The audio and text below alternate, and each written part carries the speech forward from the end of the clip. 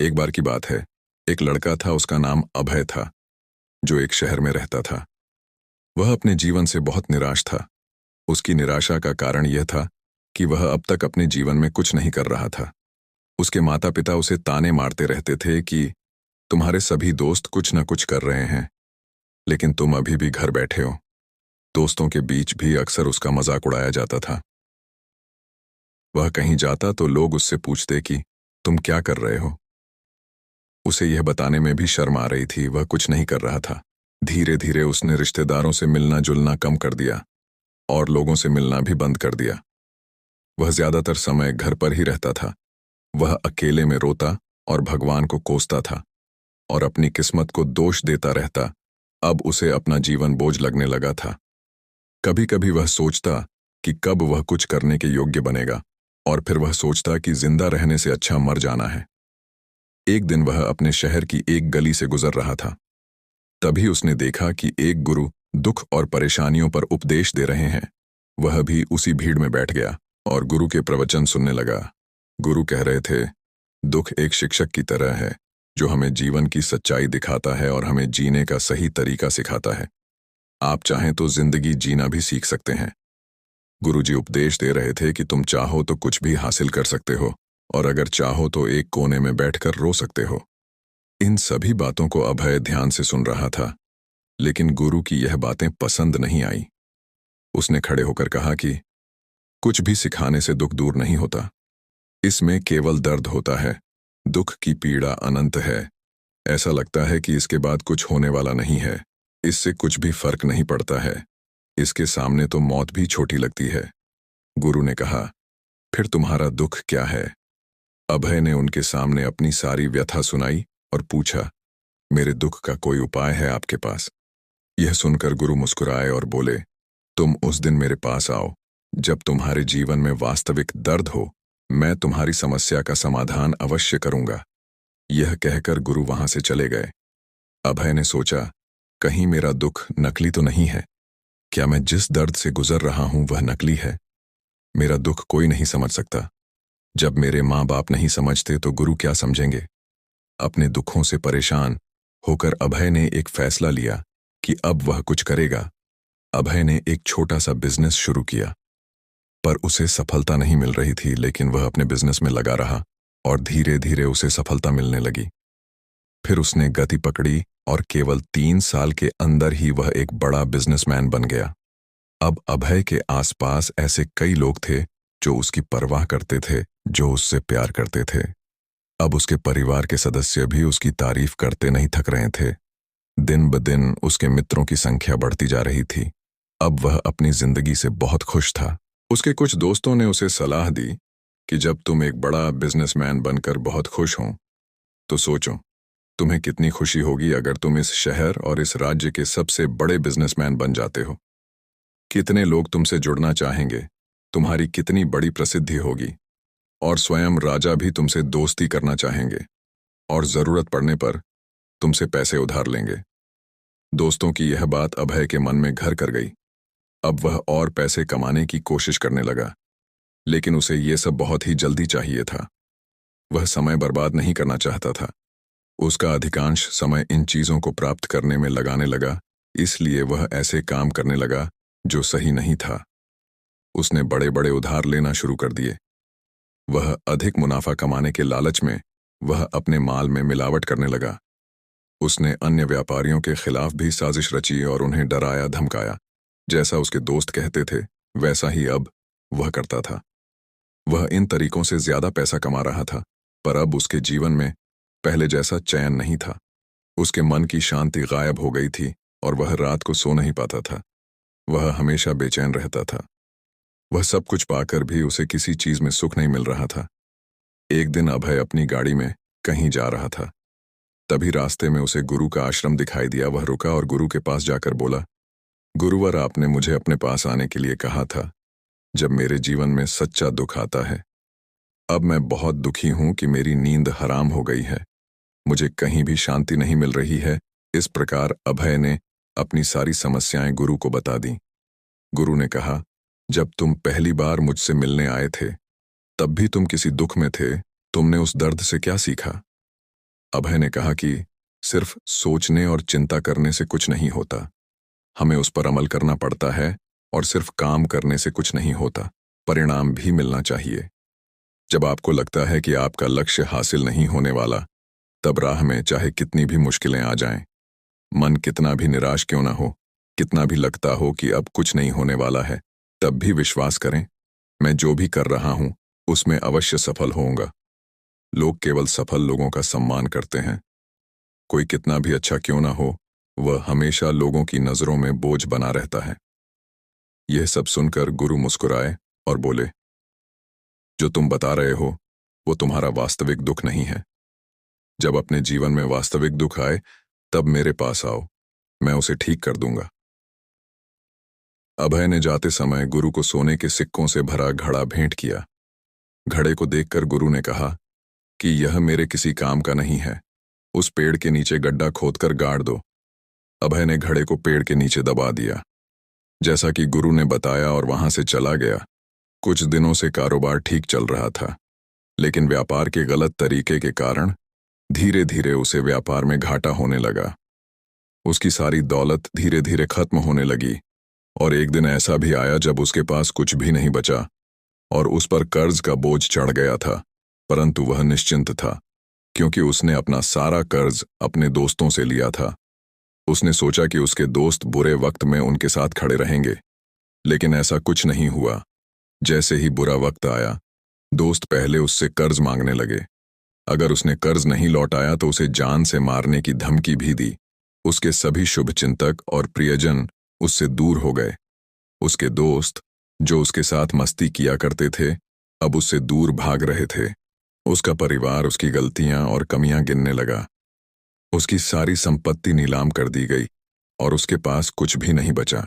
जब उसने अपने पिता से मदद मांगी, पिता ने कहा कि मेरे पास थोड़ी सी संपत्ति है, अगर मैं तुम्हें दे दूं, मैं तुम्हारी मां को क्या कहूंगा?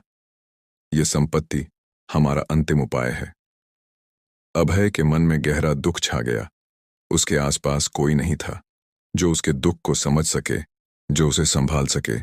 लोगों के इस विश्वासघात के कारण वह अंदर से टूट चुका था। वह सोचने लगा कि अब जीने का क्या मतलब है, अब मौत ही मेरा सहारा है। वह आत्महत्या करने के लिए पहाड़ी पर जा रहा था। तब से उसे याद आया कि उस गुरु ने उसे कहा था, मेरे पास आओ जब तुम्हारे जीवन में वास्तविक दुख हो। अभय गुरु के पास गया और अपनी सारी व्यथा सुनाई, और आंखों में आंसू लिए उसने कहा, हे गुरुजी, मेरे दुख का निवारण कीजिए। गुरु ने कहा, जब जीवन में असली दुख हो तब मेरे पास आ जाना, मैं उसे जरूर ठीक करूंगा।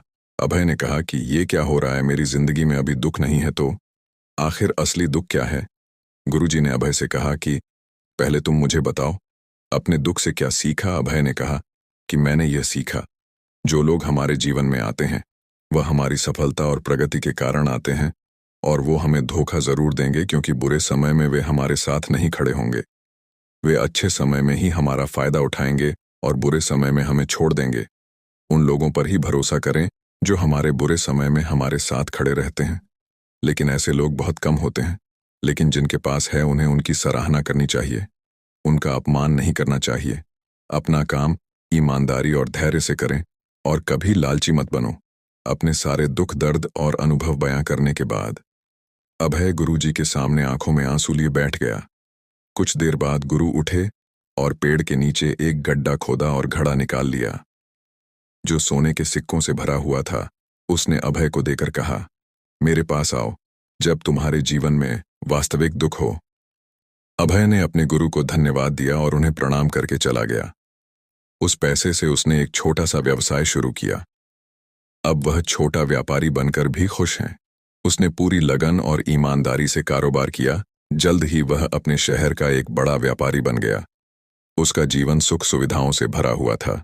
लेकिन कोई कितना भी अच्छा क्यों ना हो, जीवन में दुख आता ही है, तो अभय के जीवन में भी दुख आते थे। अपने माता पिता की मृत्यु के रूप में वे दोनों एक ही दिन मर गए। अभय अपने माता पिता से बहुत प्यार करता था, इसलिए उनके निधन से उसे गहरा सदमा लगा। वह दोनों शवों को श्मशान घाट ले गया, जहां अंतिम संस्कार किया गया। वहां उसने अपने माता पिता का शव जलता हुआ देखा तो उसका मन बेचैन हो उठा। उसके मन में कई सवाल उठने लगे। वह घर वापस आ गया और उसने अपने माता पिता के घर और संपत्ति को देखा, जिसके लिए उनके पिता हमेशा लड़ते रहे। आज वो सब वैसे ही छूटा पड़ा है। जिन्होंने इसकी देखभाल की, इसके लिए लड़े, वो आज इस दुनिया से चले गए। उसके पिता ने जो कुछ कमाया वह सब यहीं रह गया। एक दिन पहले तक उसके पिता मारपीट करते थे किसी के साथ उसकी संपत्ति के लिए। आज वो खुद इस दुनिया से चले गए। उसका मन ऐसे अनेक विचारों के बवंडर में था। वह अंदर से अकेला और डरा हुआ महसूस कर रहा था। वह खाली महसूस कर रहा था। उसे लगा कि कुछ है जो वह समझ नहीं पा रहा है। इसलिए वह गुरु के पास गया। उसे देखकर गुरुजी ने कहा, क्या जीवन में कोई दुख है? अभय ने कहा, वैसे तो जीवन में कोई दुख नहीं है, सब कुछ अच्छा चल रहा है, लेकिन आज मेरे माता पिता का देहांत हो गया है। मैं इस घटना से बेहद दुखी और परेशान हूँ। गुरुजी ने कहा, इसमें दुखी होने की क्या बात है? एक दिन सबके अपनों को मरना है। कोई न हमेशा कभी जिया है और न कभी जिएगा। एक दिन तुझे भी मरना है। शायद तुम कल ही मर जाओगे, या तुम आज भी मर सकते हो। अभय ने कहा, क्या कह रहे हो गुरुजी? मैं भी मर जाऊंगा, लेकिन मैं अभी जवान हूं। गुरु ने कहा कि सब जी रहे हैं इस भ्रम में कि मृत्यु केवल दूसरों को आती है, बड़ों के पास ही आती है, लेकिन जवान और बूढ़े मर जाते हैं, बच्चे मर जाते हैं। मौत का उम्र से कोई लेना देना नहीं है। ये सभी को प्रभावित करता है। गुरुजी की ये बातें अभय के मन में घर कर गईं और वह चुपचाप चला गया, लेकिन उसका मन अभी भी बेचैन था। वह खाली महसूस कर रहा था। वह सारा दिन अपने बारे में ही सोचता रहा कि वह कौन है, वह इस दुनिया में क्यों आया है, क्या जीवन का लक्ष्य केवल चीजों को खाना और मरना है? ऐसे कई सवाल उसके दिमाग में लगातार उठ रहे थे, लेकिन उसे अपने किसी भी सवाल का जवाब नहीं मिल रहा था और उसका दुख दिन ब दिन बढ़ता ही जा रहा था। इसलिए कुछ दिन बाद वह फिर से गुरुजी के पास पहुंचा और बोला, हे स्वामी, मैं बहुत दुखी हूं, क्योंकि मैं ये नहीं जान पा रहा हूं कि मैं कौन हूं और मैं इस दुनिया में क्यों आया। ये सुनकर गुरुजी मुस्कुराए और बोले, आज तुम्हारे जीवन में पहली बार सच्चा दुख उत्पन्न हो गया है। ये वास्तव में दुख कहलाने के लायक है। हम नहीं जानते कि हम कौन हैं, हम क्यों आए हैं, क्या करें, कैसे करना है। अभय ने अपने गुरु से कहा कि उसकी दुर्दशा दूर करो। गुरु ने कहा कि हम सभी इंसान हैं, जीवन भर संग्रह करते रहते हैं।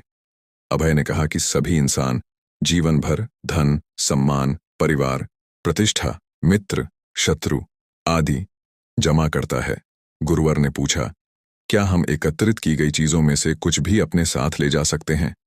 अभय ने कहा, कोई भी इंसान अपने साथ कुछ भी नहीं ले जा सकता, वह सिर्फ अकेला ही जाता है। मेरे माता पिता भी अपने साथ कुछ भी नहीं लेकर गए, सब कुछ, धन संपत्ति वैभव, सब कुछ यहां पर छोड़कर गए। गुरु ने कहा, अब मेरी बात ध्यान से सुनो।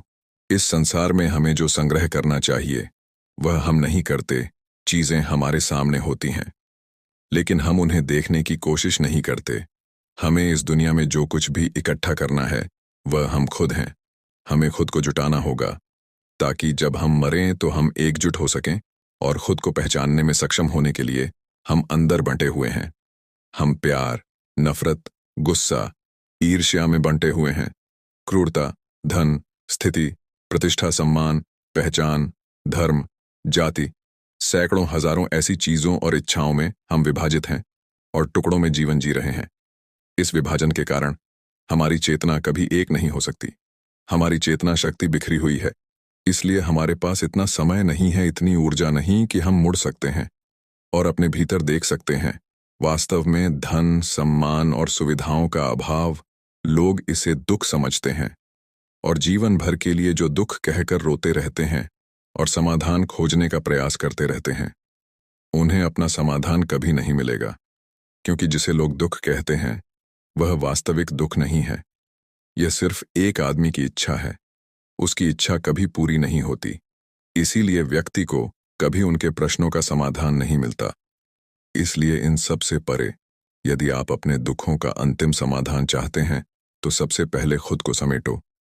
इस दुनिया से अपनी ऊर्जा वापस ले लो और इकट्ठा करो। अपने आप पर ध्यान केंद्रित करो, स्वयं पर ध्यान दो। अपनी मृत्यु से पहले अपने आप को जानने की कोशिश करो, बिखरो मत। अभय ने कहा, तो गुरुजी, क्या हम इस संसार को छोड़ दें? हमारी सभी इच्छाओं को मार देना चाहिए, किसी से प्रेम नहीं करना चाहिए, धन संग्रह नहीं करना चाहिए, सम्मान की आशा छोड़ देनी चाहिए। गुरु ने कहा, जैसे कोई पत्थर पहाड़ से गिरे उस पर पर्वत का कोई वश नहीं है सिवाय देखने के। परेशान होना और कुछ खोना वैसे ही बिखरे हुए मनुष्य की इच्छाएं बेकाबू और दर्दनाक हैं।